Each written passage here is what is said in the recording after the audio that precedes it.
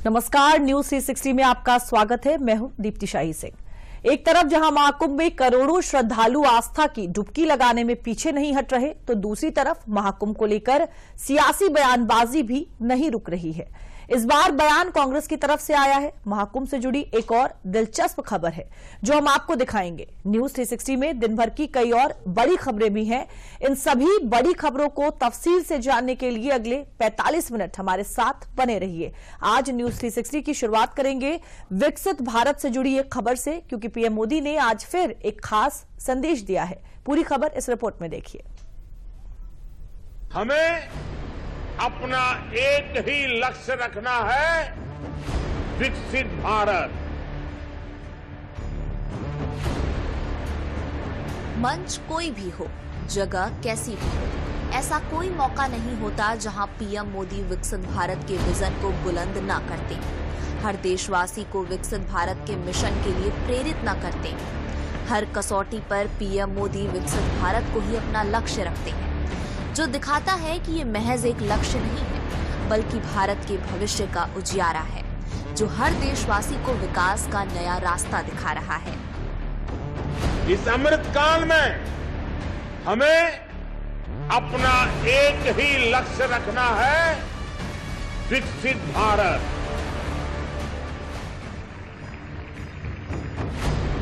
हमारे हर निर्णय की कसौटी, हर कार्य की कसौटी विकसित भारत ही होनी चाहिए। और इसके लिए हमें अपने पंच प्राणों को हमेशा याद रखना है। पंच प्राण यानी हमें विकसित भारत बनाना है, हमें गुलामी की हर सोच से मुक्ति पानी है, हमें अपनी विरासत पर गर्व करना है, हमें भारत की एकता के लिए काम करना है और हमें अपने कर्तव्यों को ईमानदारी से निभाना है। ये पंच प्राण हर भारतीय को दिशा देने वाले, हर भारतीय की प्रेरणा है। दरअसल पीएम मोदी सोमवार को हर साल की तरह गणतंत्र दिवस के बाद करियप्पा परेड ग्राउंड में वार्षिक एनसीसी रैली में शामिल हुए। हमारे गणतंत्र ने इस साल 75 साल पूरे किए हैं, लिहाजा इस बार मौका खास था। परेड भी इस बार की खास थी।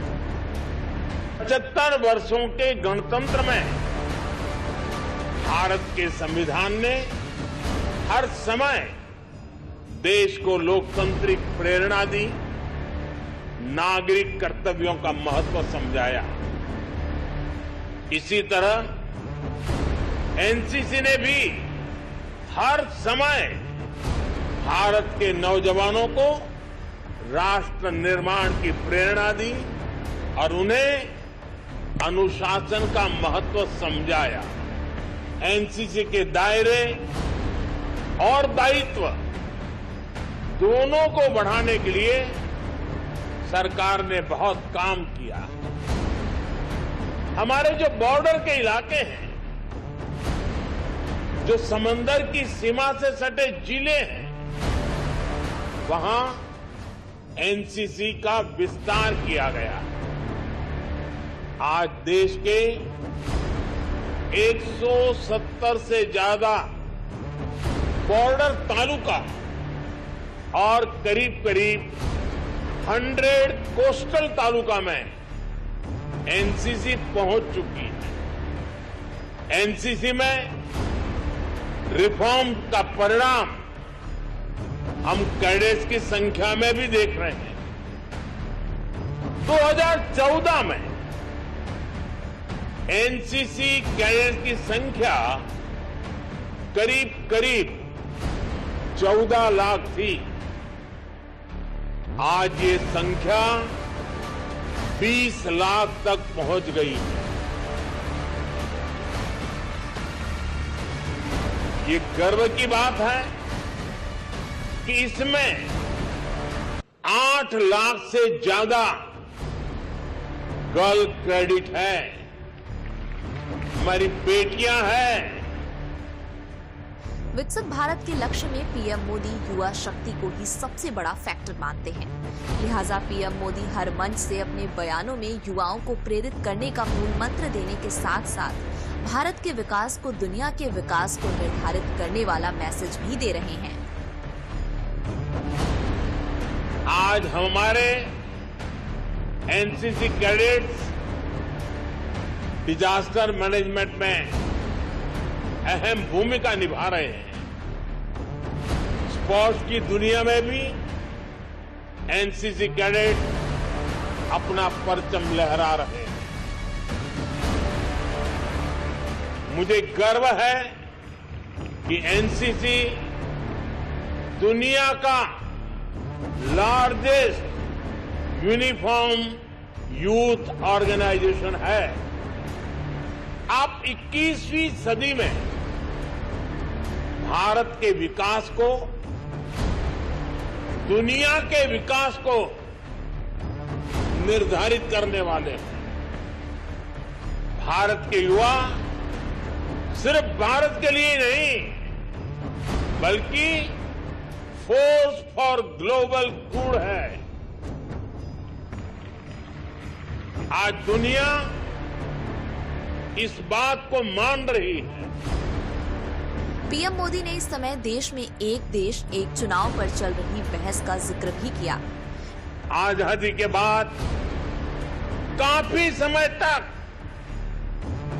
ऐसा होता था जब लोकसभा और विधानसभा के चुनाव एक साथ ही होते थे, लेकिन फिर ये पैटर्न टूट गया। इसका देश को बहुत नुकसान उठाना पड़ा। हर चुनाव में वोटिंग लिस्ट अपडेट होती, बहुत सारे काम होते, और आपने देखा होगा इसमें अक्सर हमारे टीचर्स की ड्यूटी लगती है। इसके कारण पढ़ाई प्रभावित होती है, परीक्षाओं की तैयारियां प्रभावित होती है। बार बार होने वाले चुनावों की वजह से गवर्नेंस में भी मुश्किलें आती है। इसलिए आजकल देश में एक बहुत ही महत्वपूर्ण डिबेट चल रही है। अब लोग इस विषय में अपने अपने विचार रख रहे हैं, और लोकतंत्र में ये मंथन बहुत आवश्यक है। हर कोई अपने विचार व्यक्त करे, जरूरी है। और डिबेट क्या है? One nation one election. Lok Sabha और विधानसभा के चुनाव एक साथ हो, और हर 5 साल उसका समय जब निर्धारित हो तब हो। मोदी सरकार वन नेशन वन इलेक्शन को 2029 तक लागू करने की कोशिश में है। और इस वक्त की बड़ी खबर आपको बता देते हैं। पीएम मोदी ने अमेरिकी राष्ट्रपति डोनाल्ड ट्रंप के दूसरे कार्यकाल के लिए बधाई दी है। डोनाल्ड ट्रंप के शपथ ग्रहण के बाद पीएम मोदी की पहली बार फोन पर ट्रंप से बातचीत हुई। दोनों नेताओं के बीच द्विपक्षीय संबंधों पर जुड़े विषयों पर हुई चर्चा, और साथ ही साथ दोनों ने साथ मिलकर काम करने से जुड़े हुए विषयों पर भी चर्चा की। विश्व शांति के लिए मिलकर काम करने पर भी चर्चा हुई। इस समय की बड़ी खबर आपको बता दें कि डोनाल्ड ट्रंप के दूसरे कार्यकाल के लिए पीएम मोदी ने उन्हें बधाई दी, और दोनों नेताओं के बीच द्विपक्षीय संबंधों पर जुड़े विषयों पर चर्चा भी हुई। अपनी अगली खबर का रुख कर लेते हैं। अब आपको आज की सबसे बड़ी खबर दिखाते हैं। आज उत्तराखंड आजाद भारत में यूसीसी लागू करने वाला पहला राज्य बन गया है। यूसीसी पोर्टल को आज उत्तराखंड के सीएम धामी ने अपने पूरे मंत्रिमंडल के साथ लॉन्च किया है। अब इसके लागू होने के बाद क्या कुछ बदलाव होंगे, क्या चीजें पहले की तरह नहीं रह जाएंगी, ये सब देखिए इस रिपोर्ट में। इसी क्षण से आज उत्तराखंड में इसी क्षण से समान नागरिक संहिता पूर्ण रूप से लागू हो गई। 27 जनवरी 2025 वो तारीख है जो भारत में सदियों तक बड़े बदलाव के इतिहास के रूप में याद रखी जाएगी। ऐसा बदलाव जो महिलाओं के उत्थान और सशक्तिकरण के लिए है, बुजुर्गों की सुरक्षा के लिए है, बच्चों के बेहतर भविष्य के लिए है। उत्तराखंड में यूसीसी यानी यूनिफॉर्म सिविल कोड लागू कर धामी सरकार ने देश में इतिहास रच दिया है, जो एक कवच की तरह काम करेगा। लेकिन इसको लेकर लोगों के मन में कई तरह के सवाल हैं। सवाल है कि यूसीसी लागू होने से क्या बदलेगा, आम लोगों के जीवन पर इससे क्या फर्क पड़ेगा, समाज पर इसका क्या असर पड़ेगा। अगर आपके मन में भी ऐसे सवाल हैं तो आपके इन सभी सवालों का जवाब हम देंगे, लेकिन सबसे पहले आप उन सवालों का जवाब जानें जिनकी चर्चा सबसे ज्यादा हो रही है। यूसीसी के लागू होते ही सभी शादियों का रजिस्ट्रेशन जरूरी। शादी का रजिस्ट्रेशन 6 महीने के अंदर कराना होगा।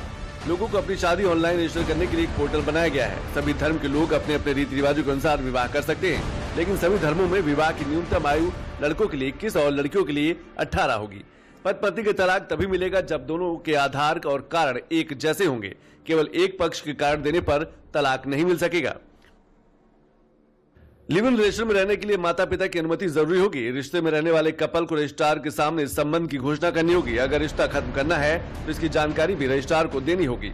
लिव इन से पैदा हुए बच्चे को माता पिता का नाम देना होगा। लिव इन रिलेशन टूटने पर महिला गुजारा भत्ते की मांग कर सकेगी।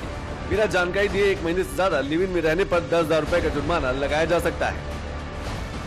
आज उत्तराखंड में यूसीसी लागू करके हम संविधान निर्माता बाबा साहब भीमराव अम्बेडकर जी सहित संविधान सभा के सभी सम्मानित सदस्यों को अपनी सच्ची भावांजलि अर्पित कर रहे हैं कि इसी क्षण से आज उत्तराखंड में इसी क्षण से समान नागरिक संहिता पूर्ण रूप से लागू हो गई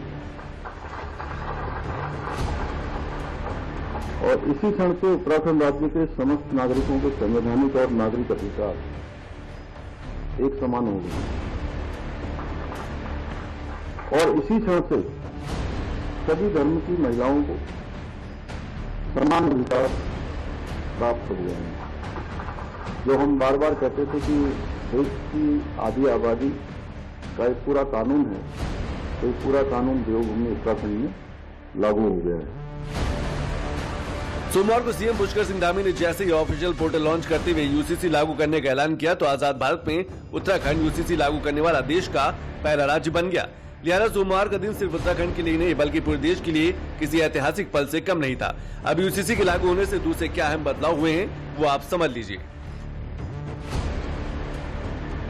संपत्ति के अधिकार में बच्चों में किसी भी प्रकार का भेद नहीं किया जाएगा। सभी धर्म और समुदायों में बेटी को भी संपत्ति में समान अधिकार होगा। माता पिता को भी संपत्ति का बराबर अधिकार होगा। मान लीजिए किसी माँ बाप के ऐसे बेटे की मौत हो जाती है जो शादीशुदा है, तो मृतक की संपत्ति पर उसकी पत्नी, बच्चों के साथ उसके माता पिता का भी बराबर हक होगा। इस्लाम में प्रचलित हलाला प्रथा पर रोक लगा दी गई है। बहुविवाह 3 तलाक पर पूरी तरीके से रोक लगेगी। कि ये सरलीकरण भी है और लोगों के लिए एक आसान रास्ता भी है। इसमें पोर्टल भी बनाया गया है और अभी इसकी शुरुआत हुई है। आगे चल के जो लोगों के लिए और सुविधाजनक हो और आसान हो, हम उसको निरंतरता से आगे बढ़ाते रहेंगे, आगे वो काम करते रहेंगे। आज का दिन बहुत ऐतिहासिक दिन है और जो देवभूमि उत्तराखंड की जनता ने जिस काम के लिए हमको सरकार में वो लेकर आए, हमें आशीर्वाद दिया और आज के दिन ये लागू हो रहा है, इसलिए इसको समान नागरिक संहिता दिवस के रूप में प्रत्येक वर्ष मनाया जाएगा। यूसीसी लागू करने की राह इतनी आसान भी नहीं थी। इसके लिए धामी सरकार को काफी जद्दोजहद भी करना पड़ा। मुस्लिम समुदाय के कई लोग इसका विरोध कर रहे थे, लिहाजा अब जनता की राय को इसमें शामिल किया गया है। 2022 के चुनाव से एक दिन पहले सीएम धामी ने यूसीसी की घोषणा की। सरकार बनाने के बाद मार्च 2022 की पहली कैबिनेट में समिति गठन को मंजूरी मिली। समिति ने 2.5 लाख लोगों से 20 लाख सुझाव ऑफलाइन और ऑनलाइन लिए। उत्तराखंड के सीएम पुष्कर सिंह धामी ने उत्तराखंड की जनता से चुनाव से पहले यूसीसी लागू करने का वादा किया था, लिहाजा अब करीब 3 साल के करीब आकर ये वादा पूरा हुआ है। देवतुल्य जनता से जो हमने वायदा अपने आदरणीय प्रधानमंत्री श्री नरेंद्र मोदी जी के नेतृत्व में किया था, वो वायदा हम पूरा कर रहे हैं और आज पूरी तरह से उत्तराखंड देश का पहला राज्य हो गया है। देश की आजादी के बाद महिला के उत्थान के लिए, उनके सशक्तिकरण के लिए, उनकी सुरक्षा के लिए यूसीसी एक कवच की तरह काम करेगी। बच्चों के भविष्य के लिए भी, बुजुर्गों के सुरक्षा के लिए भी। हालांकि उत्तराखंड से पहले गोवा भारत का ऐसा राज्य जहां यूसीसी लागू है, लेकिन गोवा में इसे पुर्तगाली सिविल कोड के तहत लागू किया गया था। लिहाजा उत्तराखंड आजादी के बाद समान नागरिक संहिता लागू करने वाला पहला राज्य बना है। न्यूज 360 में अब खबर महाकुंभ से। आज गृह मंत्री अमित शाह अपने परिवार के साथ संगम नगरी पहुंचे थे। गृह मंत्री ने संगम तट पर आस्था की डुबकी भी लगाई और संगम क्षेत्र में कई संतों से मुलाकात भी की। गृह मंत्री अमित शाह ने सीएम योगी के साथ महाकुंभ में द्वारका शारदा पीठ के शंकराचार्य स्वामी सदानंद सरस्वती से मुलाकात भी की। गृह मंत्री के प्रयागराज दौरे की पूरी अपडेट इस रिपोर्ट में देखिए।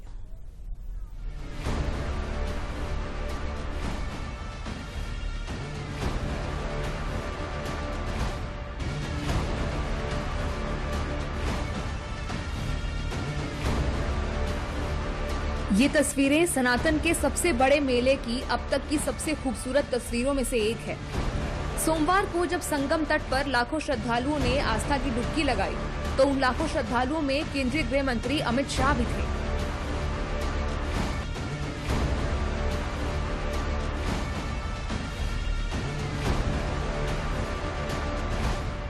गृह मंत्री अमित शाह सोमवार को अपने परिवार के साथ संगम नगरी पहुंचे थे।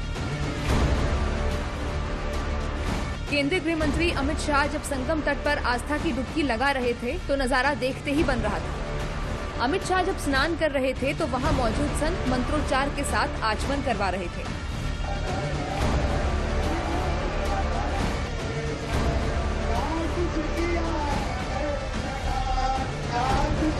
गृह मंत्री अमित शाह के साथ साथ सीएम योगी, जूना अखाड़े के महामंडलेश्वर अवधेशानंद गिरी और योग गुरु बाबा रामदेव ने भी संगम में डुबकी लगाई। इस दौरान सीएम योगी और बाबा रामदेव की जुगलबंदी ने सबका ध्यान अपनी तरफ खींचा। जब गृह मंत्री के साथ सभी लोग स्नान कर रहे थे तभी सीएम योगी ने बाबा रामदेव का हाथ पकड़ा और थोड़ा अलग हटकर कई बार डुबकी लगाई।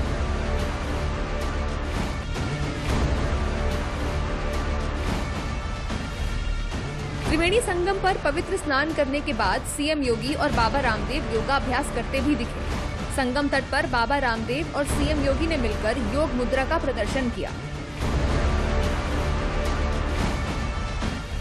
संगम तट पर मेहमान खास थे तो नजारा भी बेहद खास था।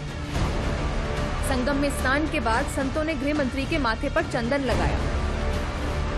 गृह मंत्री अमित शाह ने अपने परिवार के साथ त्रिवेणी संगम पर आरती की।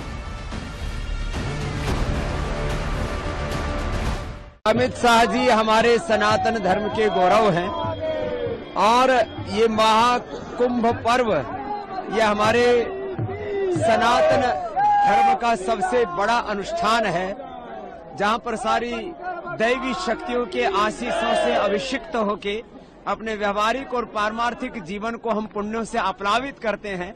तो ये सनातन युग का गौरव काल है। संगम तट से गृह मंत्री अमित शाह अक्षयवट पहुंचे, जहां उन्होंने अक्षयवट पर पूजा अर्चना की।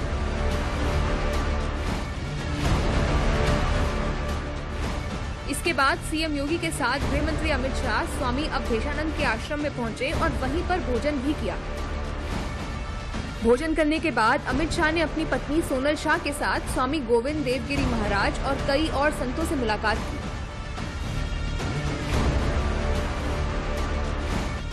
अमित शाह अपने नवजात पोते को भी महाकुंभ में साथ लेकर आए थे। संतों ने अमित शाह के पोते को आशीर्वाद भी दिया। दादा, पिता और पोता तीनों ही भगवा कपड़े में नजर आए। इधर बीजेपी सांसद अरुण गोविल भी सोमवार को संगम नगरी में डुबकी लगाने पहुंचे थे। अरुण गोविल ने महाकुंभ को आस्था का महायज्ञ बताया। कुंभ हमारी आस्था का महायज्ञ है। 144 साल बाद ये संयोग आया है। यूँ तो हर 12 वर्ष बाद आता है, लेकिन इस बार का जो संयोग है वो अनोखा है। जीवन में एक बार व्यक्ति इसको देख सकता है, इसमें स्नान कर सकता है। और आज हमें अमृत, त्रिवेणी का जो संगम, त्रिवेणी जो है उसका जो जल है वो अमृत के समान है। तो आज अमृत में स्नान करने का मौका मिलेगा। बहुत सौभाग्यशाली हैं हम। महाकुंभ में सोमवार को भी श्रद्धालुओं की भारी भीड़ थी। 29 जनवरी को मौनी अमावस्या के दिन प्रयागराज महाकुंभ का तीसरा अमृत स्नान होना है। अनुमान है कि मौनी अमावस्या के महास्नान में 10 करोड़ लोग आस्था की डुबकी लगाएंगे। मौनी अमावस्या के महास्नान को लेकर प्रयागराज में विशेष इंतजाम किए जा रहे हैं। अगली खबर मध्य प्रदेश के मऊ से है, लेकिन उसका कनेक्शन महाकुंभ से ही है। कांग्रेस अध्यक्ष मल्लिकार्जुन खड़गे ने मध्य प्रदेश के मऊ से महाकुंभ के सनातन स्नान को लेकर एक ऐसा बयान दे दिया है जिसको लेकर सियासी घमासान छिड़ गया है। मल्लिकार्जुन खड़गे ने महाकुंभ को लेकर आखिर ऐसा क्या बोल दिया है, इस रिपोर्ट में देखिए। अरे भाई, गंगा में डुबकी लेने से गरीबी दूर होती क्या? आपको खाना मिलता पेट को। ये रैली संविधान की थी और हमला सनातन पर था। मध्य प्रदेश के महू में आयोजित कांग्रेस की संविधान रैली में मल्लिकार्जुन खड़गे वो बोल गए जो बोलना जायज नहीं था। सियासत के फेर में फंसकर मल्लिकार्जुन ने महाकुंभ को लेकर ऐसा बयान दे दिया जिसको लेकर घमासान मचना तो तय था। तभी अपने बयान के तुरंत बाद कांग्रेस अध्यक्ष अपने बयान पर माफी मांगने के साथ डैमेज कंट्रोल करते भी नजर आए। मैं किसी की आस्था के ऊपर ठोस नहीं लगाना चाहता हूँ। अगर किसी को दुख हुआ तो मैं माफी चाहता हूँ। हालांकि इस माफी वाले बयान के बाद भी मल्लिकार्जुन खड़गे थमे नहीं और बोलते बोलते इतना बोल गए जिस पर बवाल होना तय था। लेकिन आप बताइए, अरे जब बच्चा भूखा मर रहा है, बच्चा स्कूल में नहीं जा रहा है, मजदूरों को मजदूरी नहीं मिल रही है, जब ये है तो ये लोग जाकर हजारों रुपए खर्च करके कंपटीशन पे डुबकियां मार रहे। कंपटीशन में एक डुबकी मारता दूसरा, और जब तक वो टीवी में अच्छा नहीं आता तब तक डुबकी मारते रहते। कांग्रेस के लोग हमेशा सनातन संस्कृति के खिलाफ कुछ न कुछ अनर्गल बयानबाजी करते रहते हैं। इसका खामियाजा इन्हें भुगतना पड़ेगा। महाकुंभ का वैभव, महाकुंभ की पराकाष्ठा, महाकुंभ का जो एक विहंगम दृश्य है, पूरी दुनिया अपनी आंखों से देख रही है और हर व्यक्ति चाहता है, दुनिया में जो सनातन संस्कृति को मानता है, पूरी दुनिया खिंची चली आ रही प्रयागराज में। मैं इसको बहुत ही निंदाकारी मानता हूं और उन्हें क्षमा मांगनी चाहिए सनातन धर्म से। मल्लिकार्जुन खड़गे ने ये बयान देकर एक सियासी तूफान को न्योता दिया था और वो तूफान आया भी। बीजेपी ने महाकुंभ के मुद्दे पर कांग्रेस अध्यक्ष के बयान को हाथों हाथ लेते हुए कांग्रेस पर तीखा हमला बोल दिया। मैं आज चैलेंज करता हूं कि मल्लिकार्जुन खड़गे जी और कांग्रेस पार्टी, राहुल गांधी और सोनिया जी किसी और धर्म की आस्था के विषय में ऐसा कह सकते हैं? किसी और धर्म के आस्था को लेकर वो खिलवाड़ करने की सोच भी नहीं सकते हैं और ऐसी बयानबाजी कर भी नहीं सकते। राहुल जी, आप इटली जाकर के स्विमिंग पूल में डुबकी लगाइए, हमें कोई आपत्ति नहीं। आप विदेशों में जाके डुबकी लगाते भी हैं, हमें उससे कोई आपत्ति नहीं। मगर गंगा मैया के खिलाफ इस प्रकार के शब्दों का प्रयोग करना, गंगा मैया और प्रयागराज जैसे पावन स्थलों और महापर्व, कुंभ जैसे महापर्व के साथ इस प्रकार का खिलवाड़ करना, ये उचित नहीं। फिलहाल कांग्रेस अध्यक्ष के महाकुंभ पर दिए इस बयान के बाद कांग्रेस पार्टी पूरी तरह से बीजेपी के निशाने पर है। अब ये देखना दिलचस्प होगा कि कांग्रेस अध्यक्ष के इस बयान पर पार्टी क्या स्टैंड लेती है, क्योंकि खड़गे का ये बयान एक नए विवाद को जन्म देता दिख रहा है। और अगली खबर भी महाकुंभ से है। खबर तकरार की है, लेकिन ये तकरार सियासी नहीं है। ये रार एक अखाड़े के फैसले को लेकर है। बॉलीवुड एक्ट्रेस ममता कुलकर्णी के किन्नर अखाड़े के महामंडलेश्वर बनने के बाद से ही किन्नर अखाड़ा संतों के निशाने पर है। क्या है पूरे विवाद की जड़ और महामंडलेश्वर का पद इतना अहम क्यों है, इस रिपोर्ट में देखिए।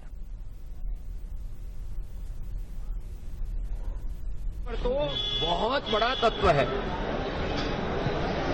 आजकल मैं देख रहा हूं किसी की मुंडी पकड़ के महामंडलेश्वर बना दिया, ऐसा नहीं होता।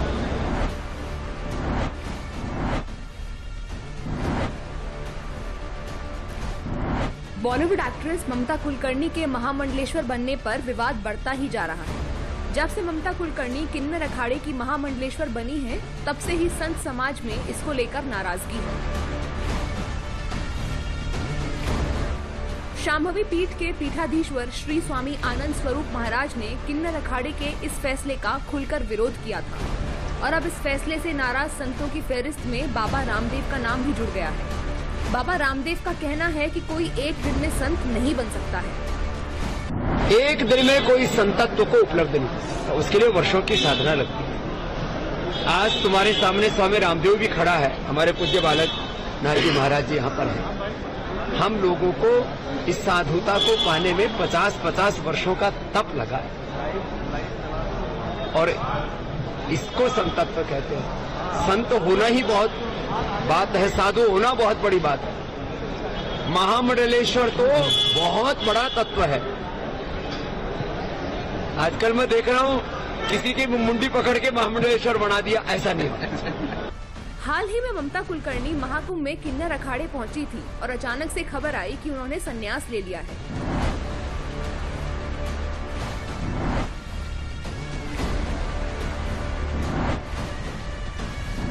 यही नहीं, उससे भी बड़ी चौंकाने वाली खबर ये मिली कि ममता कुलकर्णी को किन्नर अखाड़े की महामंडलेश्वर की उपाधि मिली है। 25 साल बाद भारत लौटी ममता कुलकर्णी के संन्यास और महामंडलेश्वर बनने की खबर ने सबको हैरान कर दिया। संत समाज ने किन्नर अखाड़े के इस फैसले पर सवालिया निशान लगा दिए। ट्रांसजेंडर कथावाचक जगतगुरु हिमांगी सखी ने सवाल किया कि आखिर किसी महिला को किन्नर अखाड़े का महामंडलेश्वर क्यों बनाया गया। किन्नर अखाड़ा किसके लिए बना था? किन्नर समाज के लिए बनाया गया था किन्नर अखाड़ा, मगर अब उसके अंदर महिला को स्थान दे दिया किन्नर अखाड़े में। तो मैं ये कहती हूँ, अगर वो किन्नर अखाड़ा है, किन्नर के बदले आप महिलाओं को अब स्थान देने लग गए हैं, तो मैं कहती हूँ इसका नाम चेंज कर दीजिए, फिर बाद में आप दूसरा कोई नाम रख लीजिए ना, है ना। और फिर उसके बाद ये है कि अन्य कई फिल्म स्टार्स आए हैं इस कुंभ के अंदर, स्नान करने भी आए हैं, भाग्यश्री भी आई हैं और ऋचा, वो क्या नाम है, हर्षा रिचारिया भी आई। हमने कभी किसी पे कमेंट नहीं किया है। महाकुंभ में हर्षा रिचारिया और IITN बाबा पर पहले से संत समाज की राय बटी हुई थी और अब ममता कुलकर्णी भी इस विवाद का हिस्सा हो गई है। ममता के सिनेमा से सनातन का शरण लेने के बाद से ही ममता पर विवाद छिड़ा हुआ है। विवाद ममता के संन्यास पर नहीं है।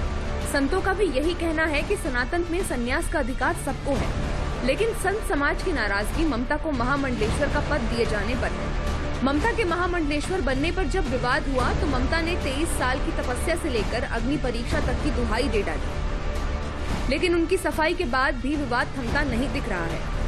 ममता के महामंडलेश्वर बनने से बागेश्वर बाबा धीरेन्द्र शास्त्री भी खासे नाराज हैं।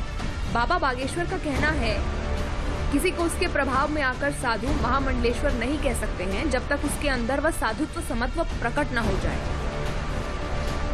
इन सभी आरोपों के उलट किन्नर अखाड़े का दावा है कि अखाड़े की परंपराओं के मुताबिक ही ममता को महामंडलेश्वर की पदवी मिली है। दरअसल अखाड़ा परंपरा में महामंडलेश्वर बनाए जाने के लिए नियम तय किए गए हैं और इसके लिए कई योग्यताओं का होना भी जरूरी बताया गया है। वो योग्यताएं क्या हैं वो भी बताते हैं। महामंडलेश्वर बनने के लिए शास्त्रीय आचार्य होना जरूरी है। अखाड़े के पंच महामंडलेश्वर बनने वाले के ज्ञान की परीक्षा लेते हैं। सन्यासी को 5 स्तर की जांच से गुजरना पड़ता है। अखाड़े के थानापति महामंडलेश्वर सन्यासी की हर जानकारी की जांच करते हैं। सन्यासी की शिक्षा और चरित्र के बारे में पता किया जाता है। महामंडलेश्वर को सांसारिक भोग विलास से दूर रहना पड़ता है। महामंडलेश्वर सनातन धर्म में एक बड़ा आध्यात्मिक और धार्मिक पद है। ये पद कई अखाड़ों में मान्य होता है। सनातन धर्म में शंकराचार्य का पद सबसे बड़ा माना जाता है और अगर शंकराचार्य के बाद कोई आता है तो वो महामंडलेश्वर ही होते हैं। अखाड़ों का शासन और धार्मिक निर्णय महामंडलेश्वर का ही होता है। महामंडलेश्वर धार्मिक समुदाय का मार्गदर्शन करता है। महामंडलेश्वर किसी भी धार्मिक विवाद में अंतिम निर्णय देने का अधिकार रखता है। साधुओं और भक्तों के बीच सामाजिक और धार्मिक एकता को बनाए रखता है। महामंडलेश्वर बड़े धार्मिक अनुष्ठानों और यज्ञों का नेतृत्व करता है। लेकिन ममता कुलकर्णी को इस खास पद के मिलने के बाद से शुरू हुआ बवाल फिलहाल थमता नहीं नजर आ रहा। अगली खबर वक्फ संशोधन विधेयक को लेकर है। संसद की संयुक्त समिति यानी जेपीसी ने सोमवार को वक्फ बिल में बदलावों को मंजूरी दे दी। इनमें एनडीए सांसद के 14 सुझावों को मंजूरी दे दी गई है। पूरी खबर इस रिपोर्ट में देखिए।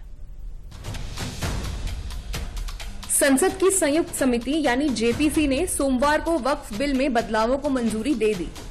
फाइनल मीटिंग में सभी 44 संशोधनों पर चर्चा की गई। इनमें एनडीए सांसद के 14 सुझावों को मंजूरी दे दी गई है। विपक्षी सदस्यों ने भी कुछ प्रस्ताव रखे, लेकिन वोटिंग के दौरान इन्हें नकार दिया गया। 6 महीने के सारे डिटेल डिस्कशन के बाद सभी सदस्यों से हमने संशोधन मांगे थे। ये हमारी अंतिम बैठक थी कि उस 44 संशोधन पे आप इस पे सहमत हैं या इस पे असहमत हैं, तो सभी सदस्यों के द्वारा, चाहे किसी पक्ष के हों, उन लोगों ने अपने संशोधन दिए थे और आज इसमें जो हमारे कुछ सांसदों के द्वारा दिए गए थे उसमें 14 कागज पे या 14 संशोधनों में संशोधन स्वीकार हुआ है। वो भी संशोधन मूव करने पे वोटिंग के बाद बहुमत के आधार पर। वहीं वक्फ संशोधन विधेयक 2024 पर जेबीसी की बैठक के बाद इसके सदस्यों में से एक शिवसेना यूबीटी सांसद अरविंद सावंत ने क्या कहा, वो भी सुनवाते हैं। चर्चा की बात ही नहीं है। फिर उन्होंने क्या किया, हम लोगों ने जो अमेंडमेंट दिए थे, संशोधन दिए थे, उसके ऊपर सिर्फ वोटिंग करी। भैया हमने संशोधन क्यों दिया? और अब समझते हैं कि वक्फ बोर्ड के पुराने और नए प्रस्तावित बिल में अंतर क्या है। वक्फ बोर्ड के पुराने कानून के अनुसार सेक्शन 40 में रीजन टू बिलीव के तहत अगर वक्फ बोर्ड किसी प्रॉपर्टी पर दावा करता है तो उस जमीन पर दावा करने वाला सिर्फ ट्रिब्यूनल में ही अपील कर सकता है। वहीं वक्फ बोर्ड के नए प्रस्तावित बिल के अनुसार जमीन पर दावा करने वाला ट्रिब्यूनल के अलावा रेवेन्यू कोर्ट, सिविल कोर्ट या हाई कोर्ट में अपील कर सकेगा। वक्फ बोर्ड के पुराने कानून के अनुसार वक्फ ट्रिब्यूनल का फैसला आखिरी माना जाता है, उसे चुनौती नहीं दी जा सकती। वहीं वक्फ बोर्ड के नए प्रस्तावित बिल के अनुसार अब वक्फ ट्रिब्यूनल के फैसले के खिलाफ हाईकोर्ट में अपील की जा सकेगी। वक्फ बोर्ड के पुराने कानून के अनुसार किसी जमीन पर मस्जिद हो या उसका उपयोग इस्लामिक उद्देश्यों के लिए हो रहा हो तो वो ऑटोमेटिक वक्फ की संपत्ति हो जाती है। वहीं वक्फ बोर्ड के नए प्रस्तावित बिल के अनुसार जब तक किसी ने वक्फ को दान में जमीन नहीं दी हो, उस पर भले ही मस्जिद बनी हो पर वो वक्फ की संपत्ति नहीं होगी। वक्फ बोर्ड के पुराने कानून के अनुसार वक्फ बोर्ड में महिला और बतौर सदस्य अन्य धर्म के लोगों को एंट्री नहीं होगी। वहीं वक्फ बोर्ड के नए प्रस्तावित बिल के अनुसार वक्फ बोर्ड में 2 महिलाओं और अन्य धर्म के 2 सदस्यों को एंट्री मिलेगी। वक्फ संशोधन विधेयक पर ज्वाइंट पार्लियामेंट्री कमेटी को बजट सत्र के दौरान अपनी रिपोर्ट पेश करनी है। संसद के शीतकालीन सत्र के दौरान समिति का कार्यकाल बढ़ा दिया गया था।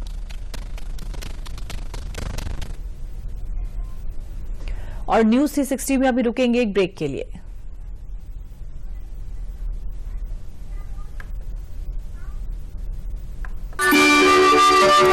मुन्ना, मुन्ना मामा, मुन्ना।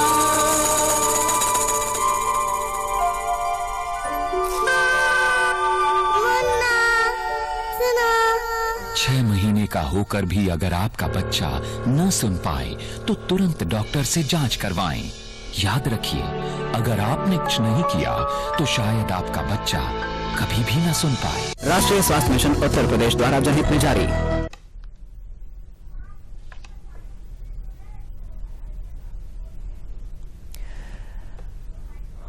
और न्यूज 360 में आपको महाकुंभ की एक खबर बता देते हैं। महाकुंभ को लेकर अयोध्या में भी जो श्रद्धालुओं की भीड़ है वो बढ़ती हुई दिखाई दे रही है और इसको लेकर वहां के एसपी ने क्या कुछ कहा है आपको सुनवाते हैं। आप देख रहे हैं कि लगातार अयोध्या में दर्शनार्थियों की संख्या में वृद्धि हो रही है। उसका जो प्रमुख कारण है जो प्रयागराज में माघ मेला संपन्न हो रहा है, वहाँ से काफी अधिक दर्शनार्थी वहाँ संगम स्नान करने के बाद आ रहे हैं। तो उसको देखते हुए हम लोग काफी अधिक संख्या में फोर्स लगाए हैं। आईजी साहब, एसएसपी साहब से जिले के सभी प्रशासनिक अधिकारी लगातार भ्रमणशील हैं और जो भी फोर्स उपलब्ध है उन सबको हम लोग लगा करके दर्शनार्थियों को व्यवस्थित रूप से दर्शन करा रहे हैं। साथ ही साथ सुरक्षा के व्यापक प्रबंध किए गए हैं। एटीएस है और कमांडोज हैं, बाकी अन्य जो हमारी सुरक्षा एजेंसियां हैं वो सब लगी हुई हैं कि कहीं पर भी किसी तरह की कोई दिक्कत ना हो, न दर्शनार्थियों को दिक्कत हो और न सुरक्षा संबंधी कोई दिक्कत हो।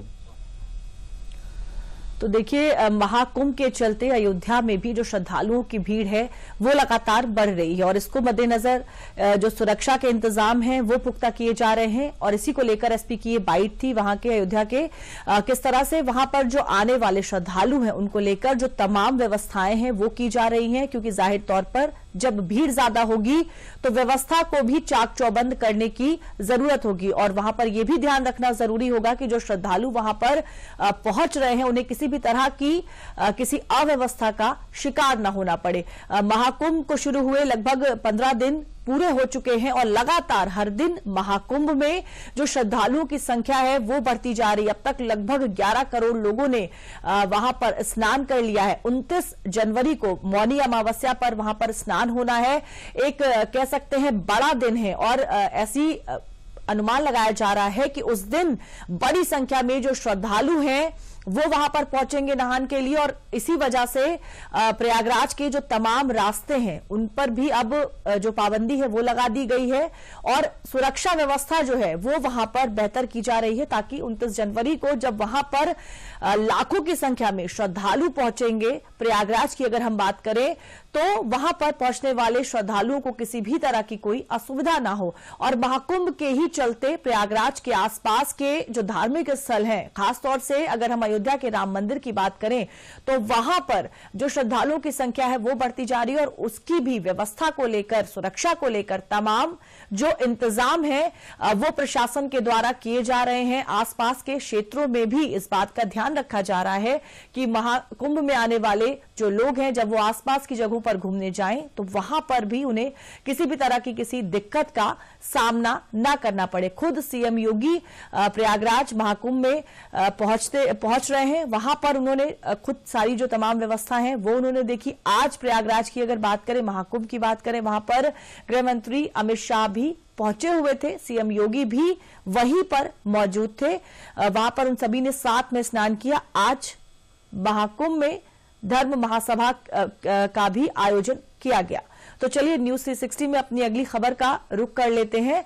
महाकुंभ में आस्था की डुबकी लगाने का श्रद्धालुओं का जो सिलसिला है वो लगातार जारी है। इस बीच केंद्रीय मंत्री किरेन रिजिजू और बीजेपी सांसद अरुण गोविल ने भी सोमवार को आस्था की डुबकी लगाई। देखिए इस रिपोर्ट में।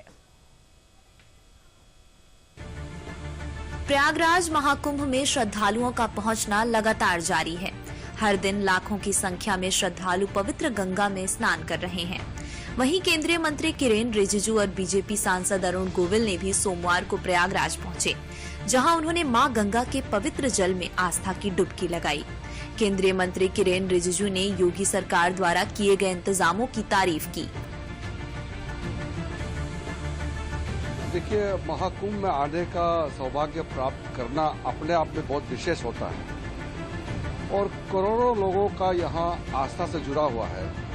और यहाँ इस संगम में आकर के इस पवित्र पानी में डुबकी लगाना, मैं मानता हूँ कि ये हमारा जीवन काल में एक विशेष अवसर और पल है। और जिस तरीके से करोड़ों श्रद्धालुओं का यहाँ आना, और सबने देखा है कितना मुस्कुराहट थे, सब खुशी है, सब लोग कह रहे हैं कि इंतजाम बहुत अच्छा किया है। देखिए, लाखों में आते हैं तो भी इंतजाम करना मुश्किल होता है, या तो करोड़ों में आया और उनके लिए नाव का व्यवस्था करना, नहाने का व्यवस्था, फिर खाने का, फिर आगे फिर चलने का, ये कोई मामूली नहीं होता है। तो मैं मानता हूँ कि आस्था के प्रति एक श्रद्धा तो होता है, लेकिन उसके साथ साथ जो व्यवस्था जिस तरीके से यहाँ कायम किया है, मैं उत्तर प्रदेश का प्रशासन, आदरणीय मुख्यमंत्री योगी जी और पूरे उनके टीम को बधाई देता हूँ कि ऐसा पवित्र अवसर पर करोड़ों लोगों का ध्यान रखा गया है, सब खुश थे। वहीं बीजेपी सांसद अरुण गोविल ने भी कहा कि नौजवान पीढ़ी धर्म और आध्यात्म से जुड़ना चाहती है। कुंभ हमारी आस्था का महायज्ञ है। 144 साल बाद ये संयोग आया है। ये तो हर 12 वर्ष बाद आता है, लेकिन इस बार का जो संयोग है वो अनोखा है। जीवन में एक बार व्यक्ति इसको देख सकता है, इसमें स्नान कर सकता है। और आज हमें अमृत, त्रिवेणी का जो संगम, त्रिवेणी जो है उसका जो जल है वो अमृत के समान है। तो आज अमृत में स्नान करने का मौका मिलेगा। बहुत सौभाग्यशाली हैं हम। अमृत स्नान के बाद गंगा, यमुना और सरस्वती के पावन संगम पर लाखों श्रद्धालु भक्ति के रंग में रंगे नजर आ रहे हैं। और यूपी के बाद अब आपको खबर दिल्ली सियासत की दिखाते हैं। दिल्ली चुनावों के लिए आज आम आदमी पार्टी ने अपना मैनिफेस्टो जारी किया, लेकिन इस मैनिफेस्टो से ज्यादा चर्चा एक ऐसे मुद्दे की हो रही है जिसका असर लोकसभा के चुनावों में भी देखा गया था और हाल फिलहाल अलग अलग राज्यों में हुए विधानसभा के चुनाव में भी है। पूरी खबर क्या है इस रिपोर्ट में देखिए। केजरीवाल की गारंटी का मतलब है पक्की बात। आम आदमी पार्टी का चेहरा बेनकाब हो गया। छात्रों को फ्री बस का सफर दिया जाएगा और दिल्ली मेट्रो में उनको 50% कंसेशन दिया। अगली गारंटी आध्यात्म के क्षेत्र की है। इस तरह से बाबा साहब अम्बेडकर की प्रतिमा का के साथ दुर्व्यवहार किया गया है। ये है घोषणा पत्र आम आदमी पार्टी का।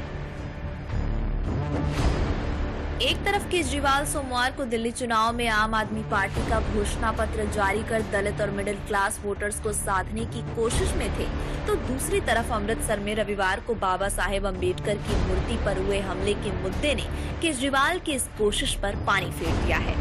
बीजेपी ने इस मुद्दे को जबरदस्त तरीके से उठाया है। दिल्ली बीजेपी अध्यक्ष वीरेंद्र सचदेवा, राष्ट्रीय महासचिव दुष्यंत कुमार गौतम जैसे बड़े बीजेपी नेताओं ने बाबा साहेब अम्बेडकर की मूर्ति पर हुए हमले को लेकर केजरीवाल और पंजाब सरकार के खिलाफ विरोध प्रदर्शन किया। तो बीजेपी सांसद अनुराग ठाकुर ने आम आदमी पार्टी को दलित विरोधी बता दिया है। आम आदमी पार्टी का चेहरा बेनकाब हो गया, आपदा वाले दलित विरोधी। एक भी राज्यसभा का सांसद दलित नहीं। उप मुख्यमंत्री बनाने से दलित समाज से वो नहीं बनाए। इनके दो मंत्री गौतम जी, राजभर आनंद जी, जो दलित समाज से आते, उन्होंने इस्तीफा दिया कि आम आदमी पार्टी दलित विरोधी है। इन्होंने एक दलित महिला से टिकट देने के बदले में लाखों रुपए लिए और टिकट नहीं दी। जब उसने पैसा वापस मांगा तो उसकी पिटाई करवाने का काम किया। आम आदमी पार्टी के मुख्यमंत्री ने अपने गले की माला हटाकर अंबेडकर जी के गले चढ़ा दी। इससे बड़ा अपमान क्या होगा? और एक दलित विधायक को जूता सुंघाने का काम आम आदमी पार्टी के मुख्यमंत्री कहते हैं। यही नहीं, 500 बच्चों को दलितों के पिछले 5 सालों में विदेश पढ़ने के लिए भेजना था, 5 बच्चों को नहीं भेज पाए। अब पहले आप ये समझ लीजिए कि डॉक्टर भीमराव अंबेडकर की मूर्ति से जुड़ा पूरा मामला है क्या, तब आपको इसके पीछे की सियासत भी समझ में आएगी। पंजाब के अमृतसर में रविवार को एक युवक ने डॉक्टर भीमराव अंबेडकर की मूर्ति तोड़ने की कोशिश की। युवक ने डॉक्टर भीमराव अंबेडकर की मूर्ति पर हथौड़े से कई वार किए। उसने मूर्ति के पास रखे संविधान की मूर्ति को भी नुकसान पहुंचाने की कोशिश की। स्थानीय लोगों ने पकड़कर युवक को पीट दिया और उसे पुलिस के हवाले कर दिया। घटना हेरिटेज स्ट्रीट पर थाने से करीब 150 मीटर की दूरी पर हुई। आरोपी की पहचान मोगा के धर्मकोट निवासी आकाशदीप के रूप में हुई है। 26 जनवरी को हुई इस घटना ने पंजाब से लेकर दिल्ली तक सियासत को गरमा दिया है, क्योंकि दिल्ली में चुनाव है और दलित वोटर्स को लेकर पहले सियासी रार छिड़ी हुई है। लिहाजा डॉक्टर भीमराव अंबेडकर की मूर्ति पंजाब में टूटी, जहां सरकार आम आदमी पार्टी की है और दावा है कि ये घटना जहां हुई है वो महज पुलिस थाने से चंद कदमों की दूरी पर है। लिहाजा अब आम आदमी पार्टी, बीजेपी और कांग्रेस दोनों के निशाने पर है। पंजाब में अरविंद केजरीवाल की सरकार है। बाबा साहब अम्बेडकर की 30-35 फुट ऊंची मूर्ति, वो भी कोतवाली थाने के सामने अमृतसर में, सीढ़ी लगाकर व्यक्ति ऊपर चढ़ के उस पर प्रहार करता है, तोड़ता है। और पूरी की पूरी आम आदमी पार्टी की सरकार, पूरी की पूरी पुलिस, पूरे का पूरा प्रशासन पल्लू बना देख रहा है। बिना सरकार के, बिना अरविंद केजरीवाल की सहमति के इस तरह की घिनौनी हरकत हो नहीं सकती। दलितों का अपमान किया है, पूरे हिंदुस्तान का अपमान किया है, क्योंकि बाबा साहब सिर्फ दलितों के नेता नहीं है, वो हमारे संविधान के निर्माता है, वो पूरे हिंदुस्तान के नेता है। और मैं सवाल पूछता हूँ आम आदमी पार्टी से, कहाँ है भाई आपकी पुलिस? आप तो ये कहते थे कि पुलिस को हमेशा लगना चाहिए सामान्य जन की सेवा के लिए, उनकी रक्षा सुरक्षा के लिए। आज पंजाब की पुलिस जो है, मैं आपको बताऊं क्यों ये नहीं हो रही, क्योंकि पंजाब की सारी पुलिस दिल्ली में घूम रही है। पर हमने देखा है कि 26 जनवरी के कुछ बदमाशी तक उनको करते, वहां सिक्योरिटी देनी चाहिए थी। अरविंद केजरीवाल को ना बाबा साहब के प्रति कोई सम्मान है, ना जनता के प्रति कोई उनके मन में संवेदनशीलता है। दलित विरोधी चेहरा, बाबा साहेब अम्बेडकर विरोधी चेहरा, सबसे बड़ा घोषणा बाबा साहेब के प्रति सम्मान होता है। ये बीजेपी के प्रवक्ता के नाते मैं नहीं कह रहा हूं, मैं एक भारतीय के नाते कह रहा हूं। आप घोषणा पत्र रिलीज करने से पहले पंजाब जाएं, आप बाबा साहेब अम्बेडकर जी की मूर्ति के सामने साष्टांग हो, माफी मांगे, इस्तीफा दे और उसके बाद जो यहां है वो घोषणा पत्र रिलीज करें। और न्यूज 360 में आपको एक बड़ी खबर बता दें इस समय की। कैलाश मानसरोवर यात्रा को लेकर विदेश मंत्रालय से इस वक्त की बड़ी खबर आ रही है। भारत और चीन ने कैलाश मानसरोवर यात्रा फिर से शुरू करने का फैसला लिया। 2025 की गर्मियों में होने वाली यात्रा से ये फैसला जुड़ा हुआ है। बड़ी खबर कैलाश मानसरोवर यात्रा को लेकर 26-27 जनवरी को चीन की यात्रा पर थे भारतीय विदेश सचिव विक्रम मिस्त्री और अब ये फैसला सामने आया है। यात्रा को लेकर चीनी विदेश मंत्री वांग यी के साथ उनकी बैठक भी हुई थी। कैलाश मानसरोवर यात्रा को एक बार फिर से शुरू करने की जो बात है वो सामने आई है। तो न्यूज़ 360 में मेरे साथ फिलहाल के लिए इतना ही। देश और दुनिया की खबरों के लिए आप देखते रहिए दूरदर्शन उत्तर प्रदेश।